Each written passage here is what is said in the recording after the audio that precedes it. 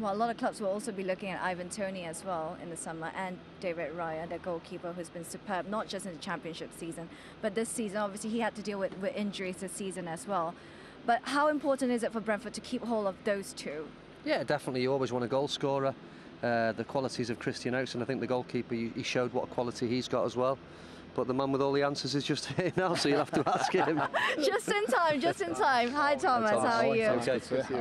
First of all, commiserations on the loss here today. It wasn't what you had expected, considering Brentford had the opportunity to move into the top half of the table.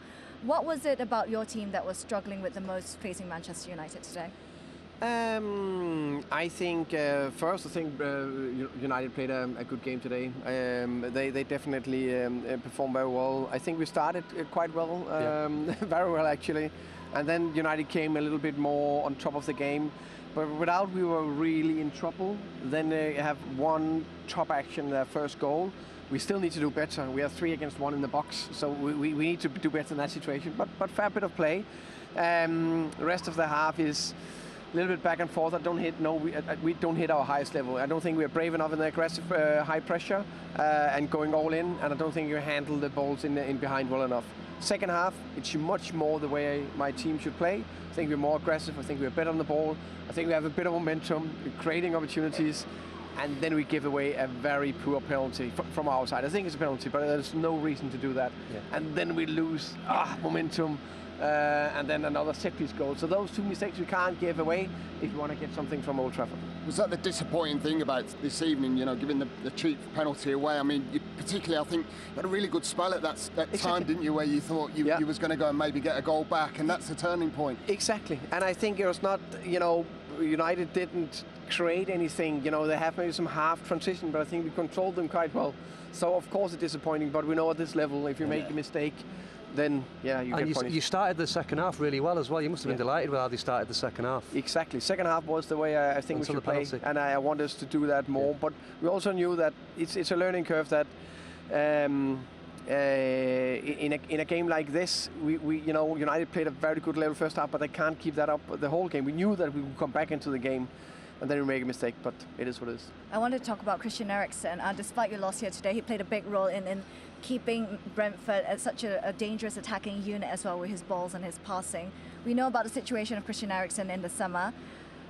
What does Brentford offer to Christian Eriksen more than maybe the other top 6 sides that might be eyeing him at the moment? I'm sure you intend to keep him for next season.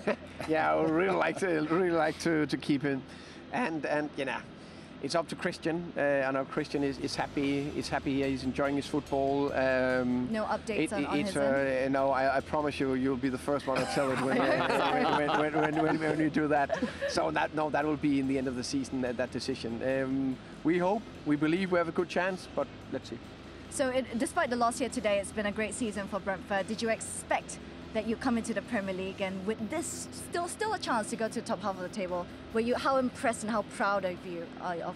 I'm very pleased with what we've done so far. I think actually maybe we should have got even more points. I think we performed to get more. Very aware that big focus on the next one. Make sure we get as many points as possible. But so far, I think if you look at the performance level, you can't ask for more. Absolutely. So what would the goals be for next season?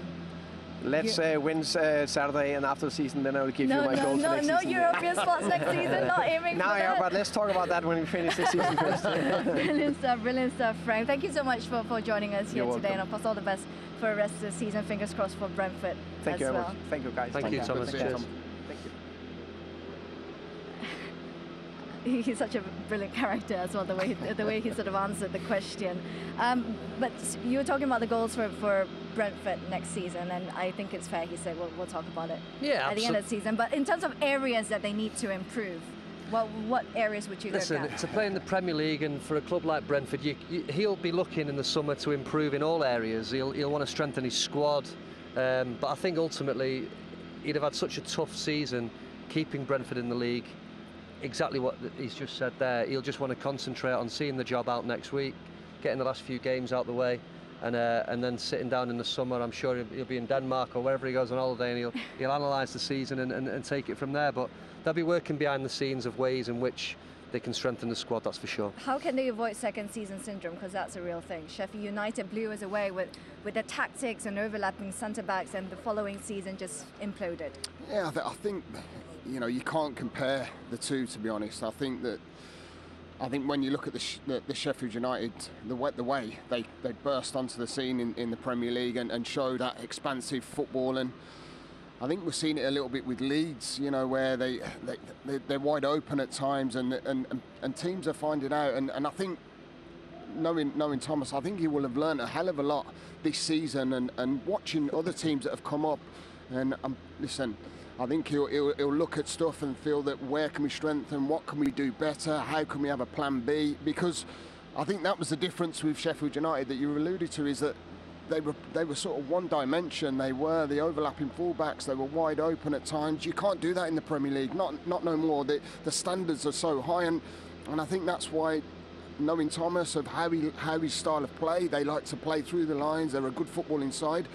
There'll be times where he might play a back five, and there'll be times where he might play a back four. So I think, again, it's all about having that plan B and working how he can win games and how he can get over the line and stay in the Premier League. How impressive have you been with Thomas Frank? I've been really impressed with him. As a character, personality as well. I just think, you know, when you have nice guys of football, I always allude to Dean Smith being one of them, who's, you know, he's a great guy. He knows the game. He's got plenty of time for people, and I think he's a winner. You know, that's why he's in that role at Brentford, and he's proved what he's capable of. I said in the Championship they were brilliant. You know, he's worked his lines well. He's got right players in. He's got a good mentality. And I feel the recruitment's been excellent at Brentford, and I feel that will continue, because it's a football club that's going forward, and brand new stadium in the Premier League, and I feel that they'll have a kick on for next season. So if they do lose Christian Eriksen, their recruitment would probably try to find a good replacement as well. It has not failed them so far. They managed to replace them like the likes of Benrahma, Ollie Watkins, when they lost key players like that. I'm going to put you on the spot, Alex. I hope you don't mind. But if you that's not like you, Michelle, is it? If you were to only keep, because obviously, as I mentioned, there've been interest in Ivan Toney and David Raya. But if you could only keep one of the two, Ivan Toney or David Raya, who would you keep?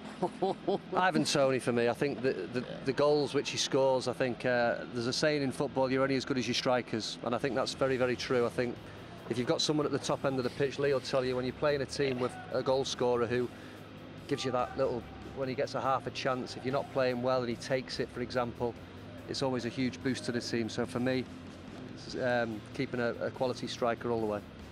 Lee? There's plenty of goalkeepers. You're given a bit more time to think about it while Alex answers. Yeah, well, there was no way of me thinking about it. I think, you know, when you've got a centre forward, centre forwards are hard to come by. I think most teams will identify that and look for someone who can score them goals, and Ivan Toney's done that. He did it last season. I did feel that this was going to be a big season for him, but he's proved that he can do it. Yes, Eriksen's been instrumental since he's come into the football club, and we've seen some of the passes that he's put on a plate today. So Ivan Toney for me. Do you think Ivan Toney has enough qualities to play for a Big Six side, a Champions League side? Where do you think his level is at the moment? I still think he's learning. I do. I think give him another season, maybe come and ask me that question again, because I do feel that he's still got an awful lot to learn. You know, there's no doubt about that. And I think, you know, when you're saying to him, can he step up to the level of top six?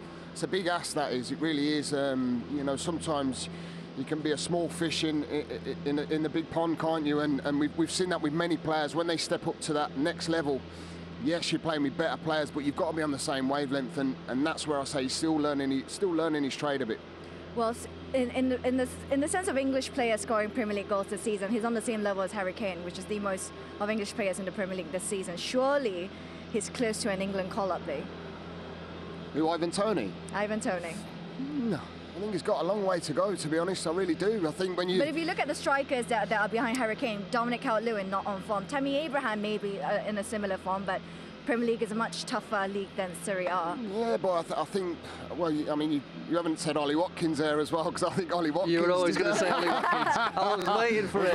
But, you know, I think, yes, listen, I think when you put in comparisons, and Harry Kane is the #1 striker, isn't he, for England? And, you know, not only for his goals, but his attributes that he does, and his build-up play, and he's proved that again this season. But yes, you know, I think still I think he's got a little way to go before he gets that England call-up, because I do feel that there's strikers out there that are just edging him, and I do feel Ollie Watkins is one of them strikers.